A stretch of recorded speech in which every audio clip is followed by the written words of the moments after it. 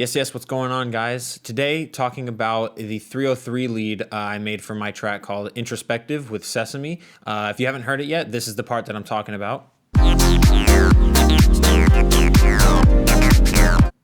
So we're going to be making that lead today, remaking it, going through the patch, talking about it. It's a 303 inspired lead. It doesn't sound exactly like a 303 would, but it's supposed to kind of give that same feeling. So we'll go ahead and hop into the Ableton project. But before we get into it, go ahead and hit that subscribe button, that like button, all that stuff. Show me some support if you guys are liking this content. And go stream the song, Introspective. It's a really good tune and I really love it. I'm really glad that we were able to put it out and everything. But let's go ahead and hop into the project file. All right, so here we are in the Introspective project file. If I go over here to my instrument group, you can see a lot of craziness going on, a lot of frozen tracks, a lot of locators and stuff. But here's our 303 guy, which, surprise, surprise, all it is an operator patch with some post-processing on it. But I'll go ahead and dive into kind of what I was doing and the decisions I was making as I was making the patch. So first of all, let's just go ahead and group everything and then turn it off just so we can hear exactly what the raw operator patch was.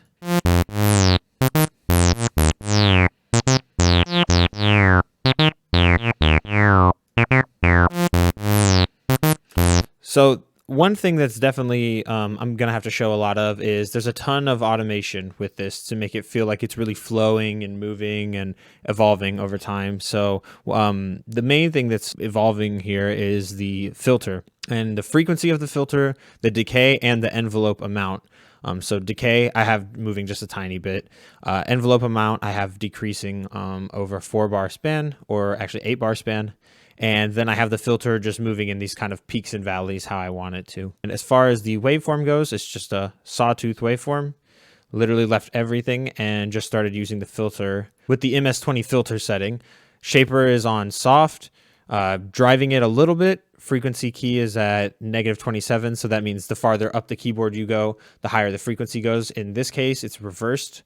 So the higher you go, the lower the frequency goes. But these are all really small things that would only make really tiny differences if I were to change them. The main thing here is the resonance being up at 84%. So if you can see, if I could pull this down, put it back up. So that's what really gives it its like nasally, nasty kind of tone. And that's really the famous kind of like acid 303 sound, is really just resonance with an envelope attached to it. And so it's pew, pew, pew. So it's moving every time you hit the key. It actually opens up the filter and brings it back down again. As far as post-processing goes, though, let's see here.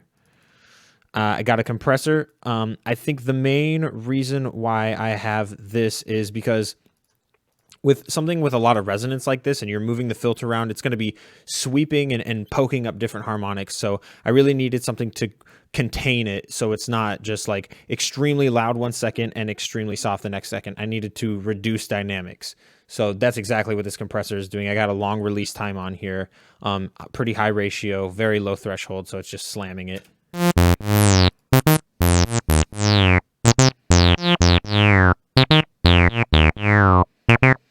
Just makes it a little bit easier to process down the line when it is more of like a sausagey kind of sound and not just all over the place. Because then it goes into an overdrive. And if I had way more dynamics, then it would be hitting this overdrive very differently. At the high peaks, it would be driving it super hard. And at its low peaks in volume, it would be barely touching it. So I kind of needed the compressor before the overdrive to get a more consistent, a little bit more smooth tone. I'll go ahead and A/B this now.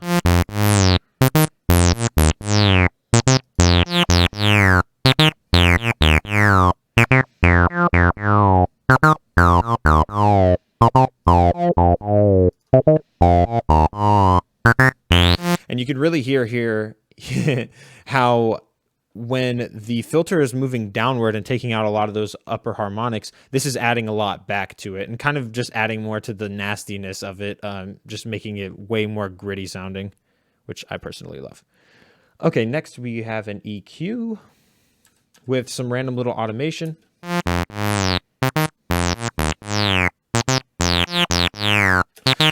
So what's happening here is I am actually automating out a big high shelf because I'm getting too much high end coming from the patch itself. This is kind of just a consequence of using really high resonance, but I like how it sounded, but in the mix, I just needed it to have less highs there. So might as well just go ahead and automate it. But you see it scoops out and then comes right back in when the filter moves down.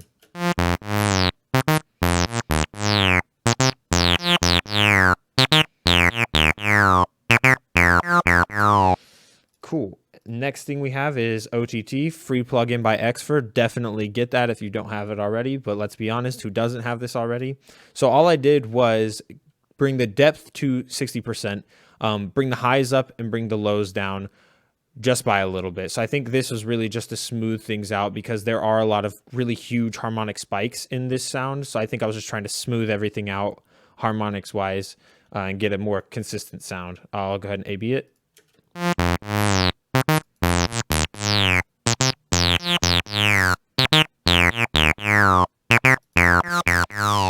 Yeah. It really just evens things out a ton. It kind of controls the low mids and makes everything feel like it's in the same place mix-wise. It doesn't feel like it's moving back and forward so much. It feels like it's just one instrument right on stage in front of me. And the next thing here, which gives the sound a ton of character, is going to be the Serum FX. Don't know why I necessarily chose the Serum FX. I think I wanted a little distortion, but also, yeah, phasing and stuff like that. So I think that's why I ended up choosing this. But I automated the delay and the filter. So let's go ahead and take a look at what those look like. Also, I apologize for my skin. I'm using the Feed Me skin. So we'll go back to default so it's a little bit easier. So for the reverb, I have it super, super reverbed out. This is just when it's being introduced, and the reverb goes back down whenever the synth actually comes in and I want it to be a little bit more dry. But it never goes back down to 0. I keep it around 10% just to have a little bit of room. And same thing with the delay, except the delay is really used more as an accent thing. So right when the synth comes in, I have it delayed out so it kind of catches your ear and then focuses back to the middle. I have it set up on a ping pong delay, so it sounds very wide and huge and then kind of slowly focuses back to the middle and then grows back out and back in. I really wanted this synth to feel like it was like breathing, like as if it was just like slowly inhaling for 4 bars and exhaling for 4 bars and then inhaling and exhaling. And I know that's kind of conceptual, but thinking about these instruments in a way like where you're thinking about them actually organically can definitely improve your imagination when coming up with these sounds, and then also the directions you want to take it. You know, you don't want everything to just be a static sound. If you kind of like in your imagination give it a little bit of movement, it gives you like a guideline to kind of follow. So I'll A/B that.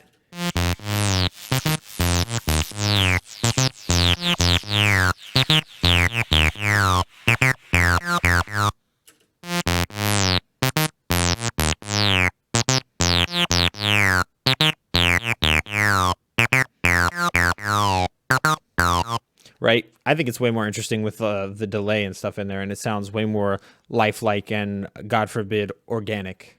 Organique. And next, I just have another compressor, just trying to catch more of those peaks, especially with the delay and the reverb in there.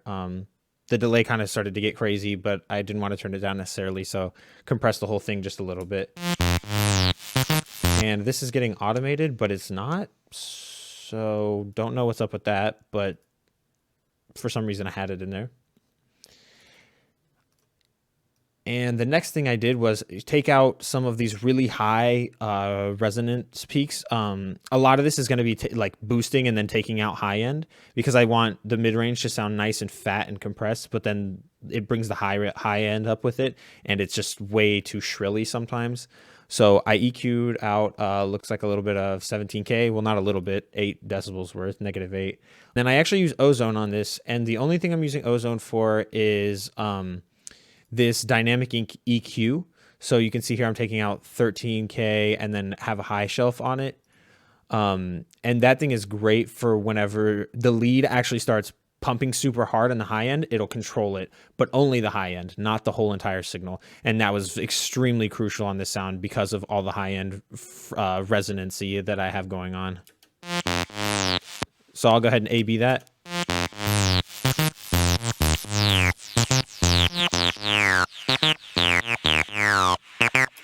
And you can see or hear that I cut out a lot of the fundamental frequency here too, because it started to clash with the piano in here, as well as the kick and the bass and everything like that.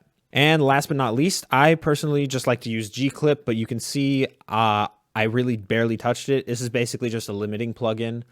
So you could have just thrown any limiter on here. I just wanted to catch any potential peaks that popped through and was going to destroy my listeners' ears.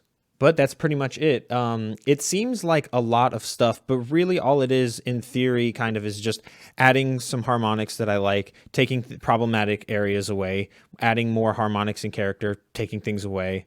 Go back and forth to do that, maybe, I guess, 3 or 4 times. And that's kind of the thought process with this whole entire thing. I knew that it was a very simple sound, so I figured it'd be perfect to go over just to showcase kind of how to make things sound more organic, but not in a super crazy way. You know, a lot of the stuff that I'm doing is very, very basic and simple, so I thought it was perfect to talk about in a video. But if you haven't heard the song yet, definitely go stream it. Introspective, hit the description, link in the description to go stream it on whatever you want to. And make sure to follow me on other social media. I'm pretty active on Instagram and stuff like that. But that's it for now, and I'll see you in the next one.